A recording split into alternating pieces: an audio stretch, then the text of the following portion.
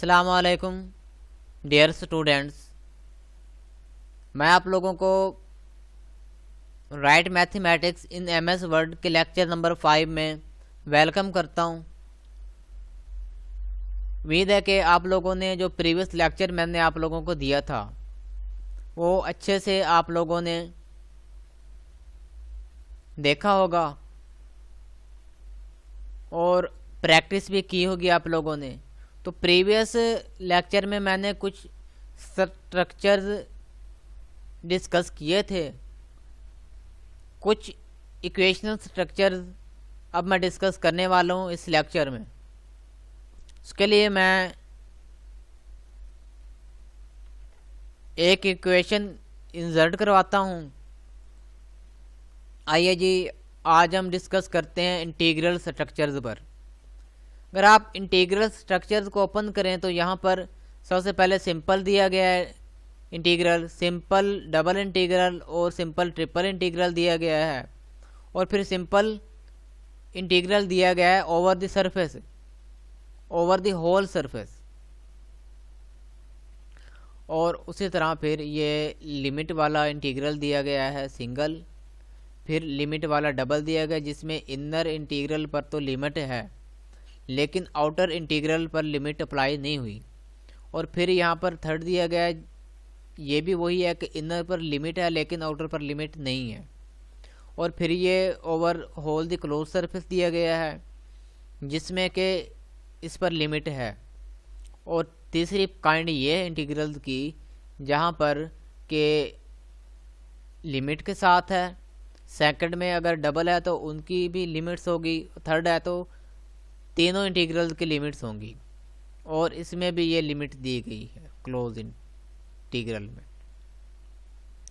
सबसे पहले मैं सिंपल यूज़ करूँगा तो उसमें आप ये देखें कि सबसे पहले मैं ट्रिपल इंटीग्रल लूँगा। ट्रिपल इंटीग्रल के लिए मैं यहाँ पर लिखूँगा dx dy और dz।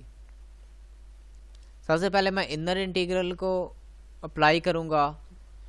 मैं integrate with respect to x करेंगे तो इसमें 1 है तो 1 का इंटीग्रल क्या आएगा, x आएगा। तो सेंटर वाला इंटीग्रल तो हो जाएगा अप्लाई। तो जो बाहर वाले फिर इंटीग्रल होंगे वो बाकी रिमेनिंग रह जाएंगे। तो फिर हमें चाहिए होगा डबल इंटीग्रल। मैं डबल इंटीग्रल यहाँ से ऐड करवाता हूँ और जब ये फिर हो जाएगा x, जब with respect to x integrate करेंगे और फिर बाकी बच जाएगा dx dy और dz। dy बच जाएगा और dz बच जाएगा।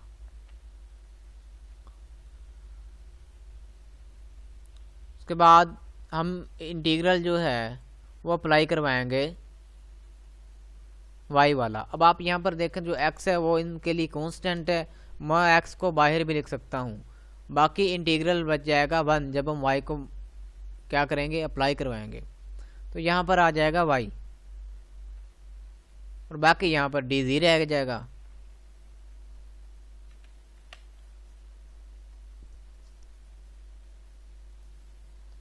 और उसके बाद जब हम देखें कि ये y तो कांस्टेंट है तो एक्स वाई यहाँ पर कांस्टेंट आ जाएंगे। और जब इंटीग्रेट करेंगे 1 को विद रेस्पेक्ट टू z तो इसका इंटीग्रल क्या आएगा, इसका क्या आएगा जवाब, इसका z आएगा। तो ये हम इस तरह ये सिंपल इंटीग्रेशन यूँ कर सकते हैं। और अब हम नेक्स्ट स्टेप में देखेंगे कि लिमिट वाले इंटीग्रेशन हम कैसे अप्लाई करेंगे जो हमें कोई भी अगर मैथमेटिकल एक्सप्रेशन दिया गया। तो उसके लिए मैं ऐड करवाऊंगा एक इक्वेशन। आइए जी, अब हम इस टाइप वाले इंटीग्रल को डिस्कस करते हैं। सबसे पहले मैं ट्रिपल इंटीग्रल उठाऊंगा। इनर पर तो लिमिट है, 0 से 2 ही ले लेते हैं। इनर पर लिमिट है इनर इंटीग्रल पर, लेकिन जो आउटर इंटीग्रल हैं बाकी दो उन पर लिमिट नहीं है। dx dy और dz ये आ गए यहाँ पर equal.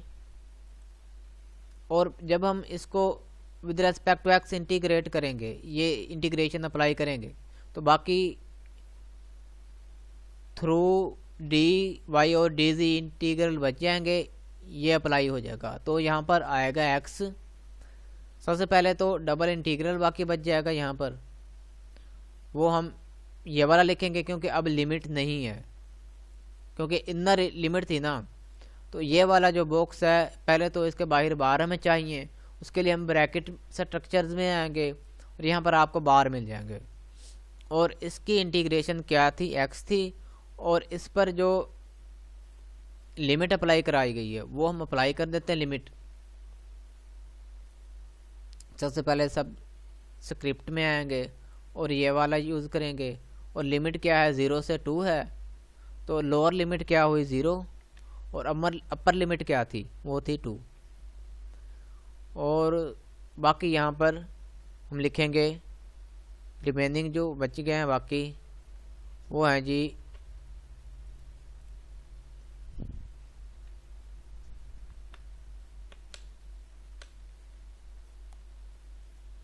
D y and d g equal. अगर आप ये देखें जब आप इस पर लिमिट अप्लाई करवाएंगे तो ये 2 माइनस 0 0 हो जाएगा कि ये कांस्टेंट है, इसको हम 2 को बाहर लिख सकते हैं। बाकी यहाँ पर डबल इंटीग्रल बचा, वो मैं दोबारा यहाँ पर राइट कर रहा हूँ, d y and d g equal.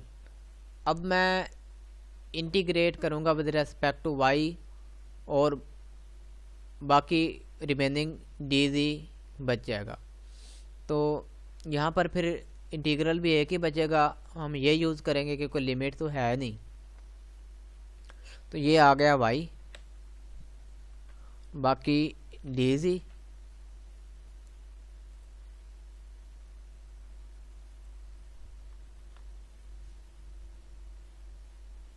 Sorry ये ना टेक्स्ट थोड़ा बड़ा हो गया है, मतलब लेंथी हो गया है, तो इसका साइज़ थोड़ा डिक्रीज़ करना पड़ेगा। अब ठीक है, थोड़ा और डिक्रीज़ कर लेते हैं। तो ये आ गया, और बाहर क्या था 2 था। जब ये भी y भी कांस्टेंट है और 2 भी कांस्टेंट है, इन जब y को बाहर निकालेंगे 2y हो जाएगा, और विद रेस्पेक्ट टू z जब इसको इंटीग्रेट करेंगे 1 को तो ये z आ जाएगा। तो मैं फाइनली रिज़ल्ट लिख रहा हूँ कि फाइनली रिज़ल्ट जो है वो आएगा 2yz 2yz। स्टूडेंट्स, हमने ट्रिपल इंटीग्रल वाला भी करके देख लिया, और उस पर इनर इंटीग्रल पर ही लिमिट थी वो हमने अप्लाई करवाई है। अब हम थर्ड टाइप देखते हैं इंटीग्रल्स की, उसको कैसे सोल्व करना होगा।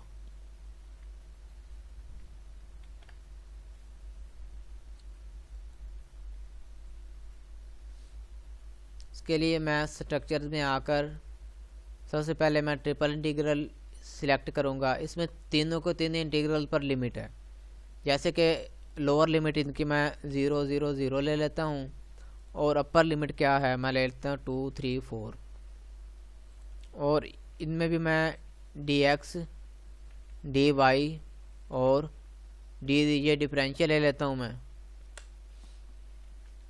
सबसे पहले हम इनर वाला जो इंटीग्रल है उसको अप्लाई करेंगे 1 पर, तो उसका क्या आ जाएगा x आ जाएगा, उस पर फिर लिमिट अप्लाई करवाई जाएगी। तो बाकी 2 इंटीग्रल बचेंगे, ये 2 जो बाकी बचेंगे उन दोनों पर लिमिट है, तो इसलिए हम अब क्या करेंगे, अब हम सिंबल तो सिलेक्ट नहीं करेंगे, अब हम लिमिट वाले सिलेक्ट करेंगे।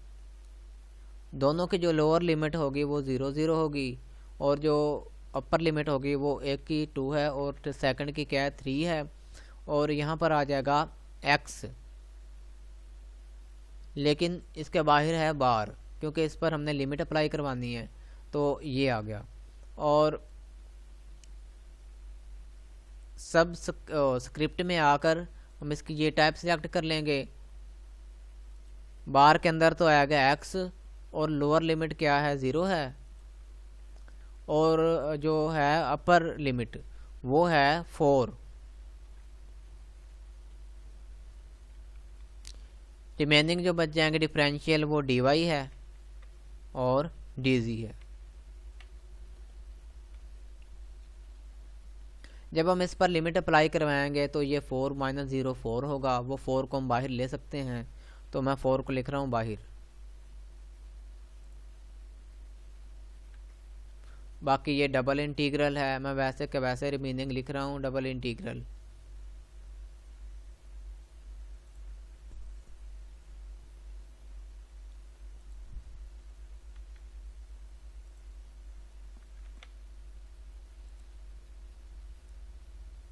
यहाँ पर बाकी dy और dz रिमेनिंग बच गया, ये बच गया। और फिर यहाँ पर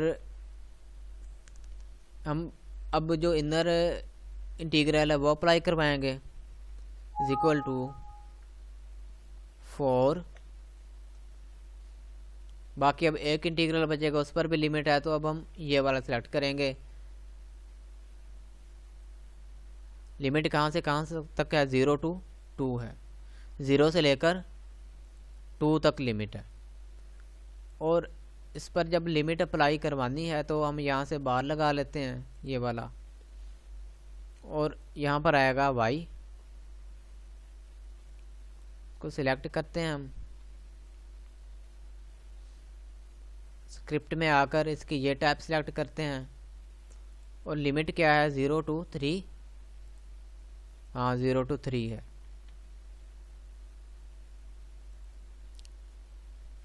ये हो गया। और बाकी रिमेनिंग जो इंटीग्रल बचेगा वो dz बचेगा।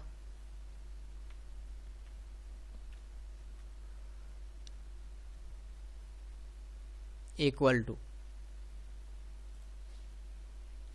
अब यहाँ पर देखो तो 4 बाहर पहले कांस्टेंट है, जब हम ये लिमिट अप्लाई करवाएंगे तो ये 3 - 0 3 हो जाएगा। तो जब बाहर ये कांस्टेंट बाहर आ जाएगा, 4 को जब 3 से मल्टीप्लाई करवाएंगे 12 हो जाएगा। मैं यहाँ 12 लिख रहा हूँ। बाकी जो एक इंटीग्रल बचा है वो मैं लिखूँगा, इसकी लिमिट है 0 to 3।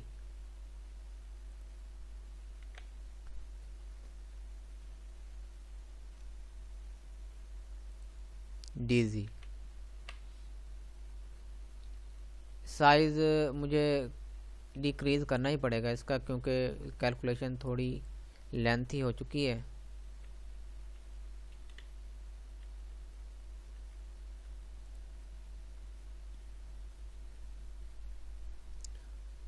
और उसके बाद मुझे लगता है मैंने कुछ ज़्यादा ही डिक्रीजिंग कर दी। अब ठीक है। उसके बाद फाइनली हम जो लिमिट अप्लाई करवाएंगे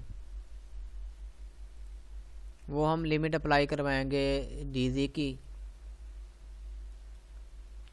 ये 12 है, और यहाँ पर अब सीधा हम बार लिखेंगे ये वाला, और यहाँ पर आएगा z, और इसको अब हम सिलेक्ट करेंगे और इसकी टाइप ये वाली सिलेक्ट कर लेंगे। और जो लिमिट है वो है 0 to 2।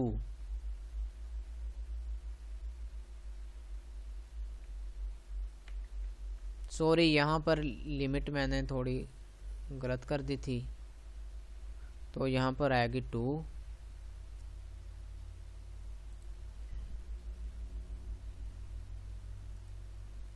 यू जब हम ये लिमिट अप्लाई करवाएंगे तो यूँ होगा कि यहाँ पर ये 2 - 0 आएगा, 2 आ जाएगा। जब 12 से मल्टीप्लाई हो जाएगा वो आएगा 24। तो ये हमने फाइनली जो ट्रिपल इंटीग्रल थे तीनों पर जो लिमिट थी वो इंटीग्रल भी हम यहाँ पर यूज़ कर चुके हैं। तो अब मुझे उम्मीद है कि आप लोग ये वाले स्ट्रक्चर तो आसानी से यूज़ कर सकेंगे। आप ये जो क्लोज सरफेस वाला ये भी वही चीज़ है, सिंपल है, ये भी आप यूज़ कर लेंगे उम्मीद है।